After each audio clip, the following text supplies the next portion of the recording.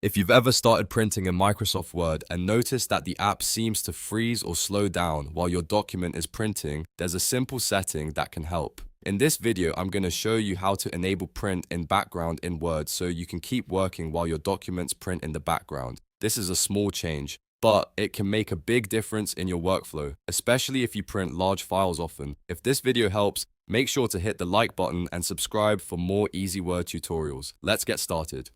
First, open Microsoft Word on your computer. Once Word is open, look to the top left corner of the window and click File. This will open the Backstage menu where all of Word's main settings are located. From there, scroll down and click Options. The Word Options window will appear, and this is where you can customize how Word behaves. Inside the Word Options window, look at the list on the left and click Advanced. This section contains a lot of settings for editing, display, saving, printing, and more. You may need to scroll a little to find the right area, so take your time and move down through the options until you reach the print section.